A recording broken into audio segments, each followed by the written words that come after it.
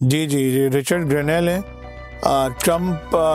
President Trump ने अपनी second administration में वो अपॉइंटमेंट्स अनाउंस करते रहते हैं ट्विटर पे, एक्स पे।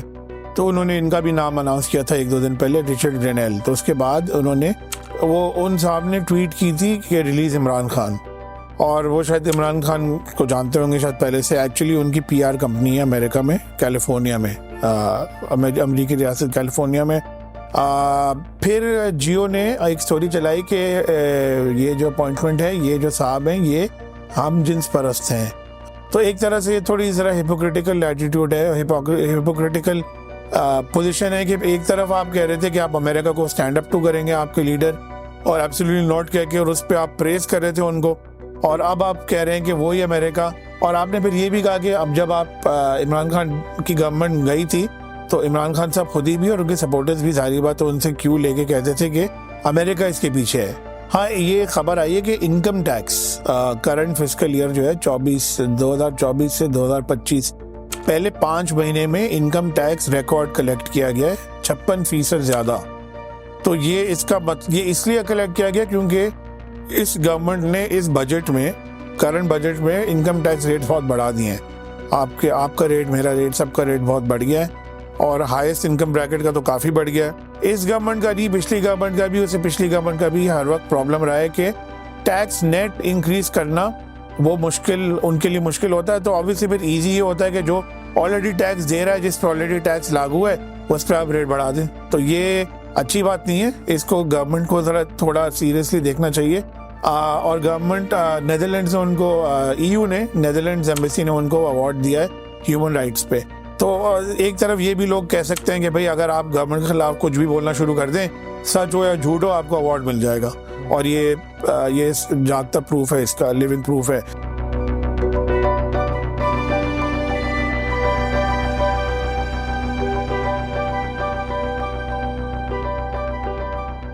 अस्सलाम वालेकुम जी, मैं तैयब जजी और द उमर कुरैशी व्यू के एक और पॉडकास्ट के साथ आज हम मौजूद हैं, और हमारे साथ मौजूद हैं उमर कुरैशी साहब। सर, क्या हाल है आपके? मैं ठीक हूँ, बिल्कुल। आज हम सर, पिछले वीक मुख्तलिफ हैपनिंग्स हुई हैं और करंटली भी कुछ हैपनिंग्स हुई हैं, उस पर हम बात करेंगे।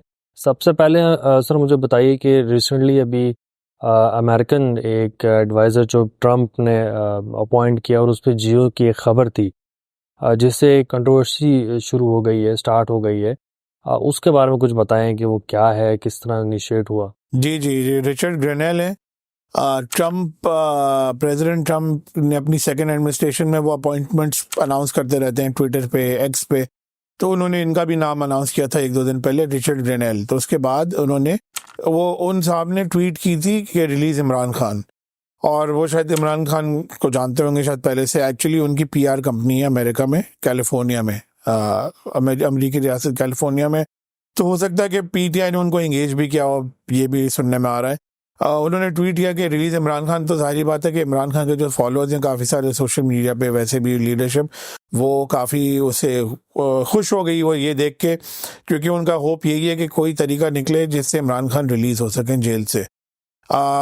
फिर जियो ने एक स्टोरी चलाई कि ये जो अपॉइंटमेंट है, ये जो साहब हैं, ये हम जिन्स परस्त हैं।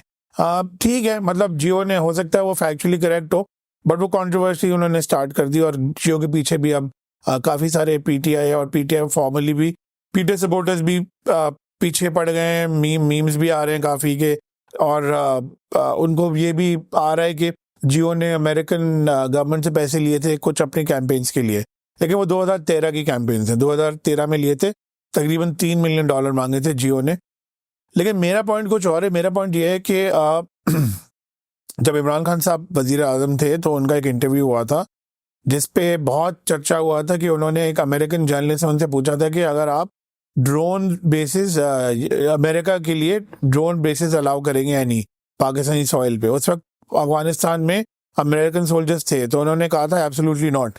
और एब्सोल्युटली नॉट बहुत उसके बाद पॉपुलराइज हो गया सोशल मीडिया पे, डिजिटल मीडिया पे, और ख़ास तौर पे अमंग इमरान खान सपोर्टर्स कि हर लोग ये यूज़ करते थे एब्सोल्युटली नॉट। लेकिन अब वो, जब से वो जेल में हैं और जब से ख़ास तौर पे ट्रम्प साहब जब जीत गए, तो अमेरिका की तरफ उनका देख रहे हैं सारे उनके सपोर्टर्स कि अमेरिका होपफुली आके इनको रिलीज़ करे, ख़ास तौर पे ट्रम्प। तो एक तरह से ये थोड़ी ज़रा हिपोक्रिटिकल एटीट्यूड है, हिपोक्रिटिकल पोजीशन है कि एक तरफ आप कह रहे थे कि आप अमेरिका को स्टैंड अप टू करेंगे आपके लीडर, और एब्सोल्युटली नॉट कह के, और उस पर आप प्रेस कर रहे थे उनको, और अब आप कह रहे हैं कि वही अमेरिका। और आपने फिर ये भी कहा कि अब जब आप इमरान खान की गवर्नमेंट गई थी तो इमरान खान साहब खुद ही भी और उनके सपोर्टर्स भी सारी बात उनसे क्यों लेके कहते थे कि अमेरिका इसके पीछे है। फिर उन्होंने थोड़ा बैक ट्रैक करने की कोशिश की, लेकिन ये सब रिकॉर्ड पे उन्होंने अमेरिका को ब्लेम किया। अब वही अमेरिका को वो होप करे कि वो अमेरिका उनको छुड़ा दे। तो ये ज़रा हिपोक्रिटिकल बात है। और जैसे कि मैंने कहा कि रिचर्ड ग्रीनेल PR कंसल्टेंट थे, वो इनकमिंग गवर्नमेंट में उनको एक इम्पॉर्टेंट रोल मिला है, but remains to be seen कि अगर वो कुछ कर पाएंगे। मुझे पर्सनली तो नहीं लगता कि इतना कोई ख़ास होगा। और जहाँ तक कि जियो न्यूज़ का वो है, उन्होंने मतलब वो खिचड़ी में उन्होंने एक स्टोरी डाल दी, और उनके पीछे अब क्यों डाली मुझे समझ में नहीं आ रहा। जहाँ तक मेरी अंडरस्टैंडिंग है जियो की, इस तरह की स्टोरीज में वो अननेसेसरली पढ़ते नहीं है कंट्रोवर्सी में, लेकिन इस बार पढ़ गए। सो आपको लगता है कि इस वक्त जो कुछ भी हो रहा है उसमें PTI के सपोर्टर्स ज़्यादा इंगेज कर रहे हैं और इस स्टोरी को ज़्यादा जो है जी वो बिल्कुल वो साहब जिन्होंने ट्वीट किया रिलीज इमरान खान, उनको बहुत उन पे रिस्पॉन्स आया, उनकी ट्वीट पे बहुत ट्वीट शेयर हुई है। और सारे सपोर्टर्स जो हैं, खासतौर पे PTI के ही सपोर्टर्स, वो होप कर रहे हैं कि कुछ चेंज हो जब ट्रम्प आएंगे as president of next president जनवरी 20 को। अच्छा सर, हम आगे बढ़ते हैं। अभी रिसेंटली FBR का एक रिकॉर्ड आया, खबर आई है कि इस साल जो है सबसे ज़्यादा टैक्स रेवेन्यू जमा हुआ है पाकिस्तान में। तो इसके बारे में बताएं कि इसकी हकीकत क्या है। हाँ, ये खबर आई है कि income tax current fiscal year जो है 2024 से 2025 पहले 5 महीने में इनकम टैक्स रिकॉर्ड कलेक्ट किया गया है 56% ज़्यादा।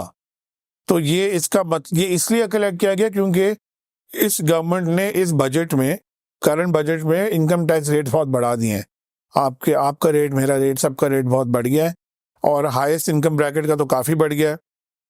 तो और अनफॉर्चुनेटली ये प्रॉब्लम है कि जिनके जो ये वो लोग हैं जिन्होंने टैक्स ज़्यादा दिया है, जिन पे पहले ही वो सैलरीड क्लास हैं, उनका टैक्स एट सोर्स कट जाता है। तो और बाकी जो लोग हैं जो टैक्स एवेजन करते हैं, जो कम टैक्स पे करते हैं या टैक्स बिल्कुल नहीं पे करते, उन पे कोई फ़र्क नहीं पड़ा। तो ये अच्छी बात नहीं है एक्चुअली, क्योंकि गवर्नमेंट को बजाय के ऑलरेडी जो टैक्स पे कर रहे हैं उन पे और आप टैक्स लगा रहे हैं और उनसे टैक्स ले रहे हैं, और उन पे ये तो डायरेक्ट टैक्स है जो इनकम का होता है, लेकिन इनडायरेक्ट टैक्स भी होता है जो आपका कंजम्पशन पे होता है। चीज़ें जब आप खरीदते हैं तो आप GST देते हैं, हम सब देते हैं, वो अलग एक टैक्स है, वो ऑलरेडी वो भी हम देते हैं। और अगर आप बिजली बिल देख लें तो उस पर भी ये tax, advance tax, super tax, ये टैक्स, वो टैक्स, इनफैक्ट मतलब इस तरह की कैटेगरीज हैं कि वो उस पर लिखा होता है कभी कभी कि एक्स्ट्रा टैक्स है, सुपर टैक्स। हर बिल पे आपके पास एक्स्ट्रा टैक्स है। आप अगर सेविंग सर्टिफिकेट खरीद लें तो उस पर भी विद होल्डिंग टैक्स है 15%, और नॉन फाइलर पे तो 30% है। तो हर जगह तो आप टैक्स पे कर रहे हैं, लेकिन जो सैलरीड क्लास है उनका तो टैक्स ऑलरेडी आपने बढ़ा दिया। लेकिन टैक्स नेट जो है, जो नेट है जिसपे जो काउंट करता है कि नंबर ऑफ पीपल हु पे टैक्स इन द कंट्री, वो तो इतने बढ़ नहीं रहे। तो वो FBR और गवर्नमेंट क्या कर रही है, उनको उन लोगों को शामिल करने के लिए, इंक्लूड करने के लिए टैक्स रेट में, जो टैक्स या तो कभी देते नहीं है, दिया नहीं कभी, या रिपोर्ट फाइल नहीं करते, या अगर फाइल करते हैं क्लेम तो वो टैक्स, अपना फेयर शेयर ऑफ टैक्स नहीं देते।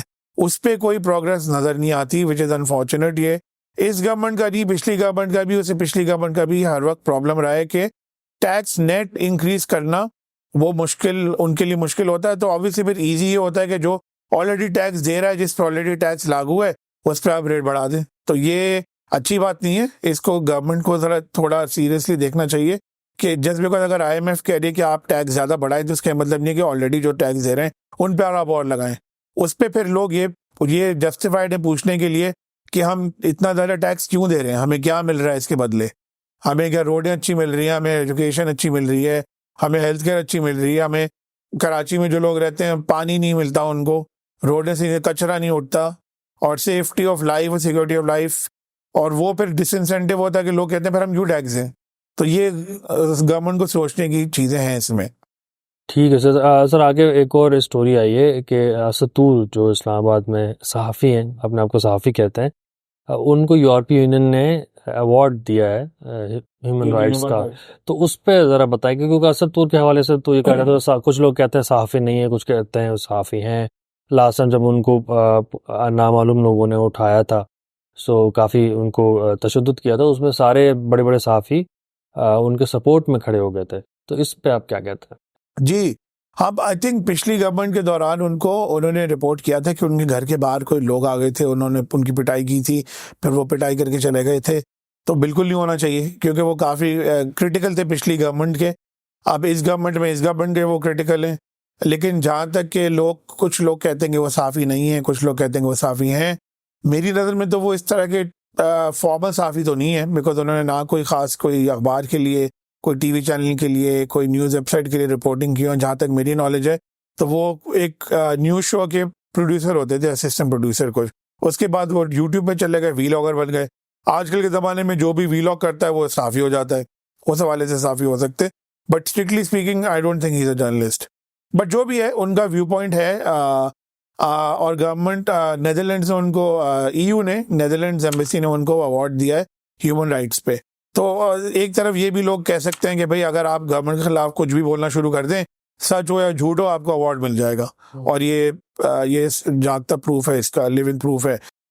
दूसरी बात ये कि इनका जो इस गवर्नमेंट में थोड़ा ज़रा डिटेल में देखना चाहिए कि इन्होंने खासतौर पे काजी फैज़ ईसा साहब जब थे चीफ जस्टिस ऑफ पाकिस्तान, तो ये उनकी ओपन हियरिंग थी। उन्होंने हियरिंग शुरू की थी, टेलीवाइज होती थी लाइव।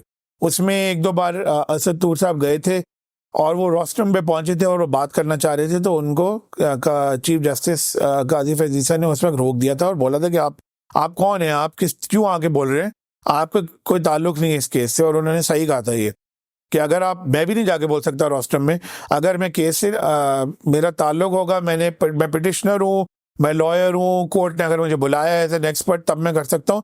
वैसे मैं आके नहीं खड़ा होकर कर सकता। मार्शल यूसी जो PTI की हैं, एडवाइजर हैं, KB की, CM की थी, उनको भी उन्होंने चुप करा दिया था कि भाई आप क्यों बोल रही हैं, आप एडवोकेट।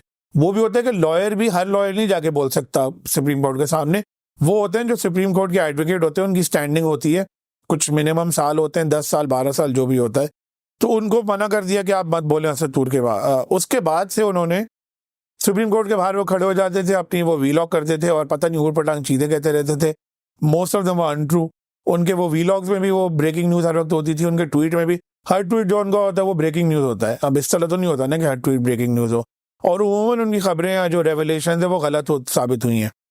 तो जर्नलिस्ट तो वो होता है अच्छा जिसकी जो चीज़ बोले वो सही निकले। तो इस हवाले से भी वो थोड़ा फॉल शॉर्ट कर रहे हैं। बट मेरा पॉइंट ये है कि जब काजी फैज़ ईसा साहब ने उनको इस तरह रोक दिया, उनको भी और उनके एक दो और भी हैं जर्नलिस्ट, वो हैं actual journalist, not like him, तो वो फिर वीलॉग करने लगे। और असदूर का तो ये भी है कि इन्होंने ये भी कहा था कि काजी फैज़ ईसा साहब एक्सटेंशन करेंगे, उनकी बात भी हो गई है लोगों से, पावर ZB के साथ बात हो गई और एक्सटेंशन शुरू होगा। We never said anything.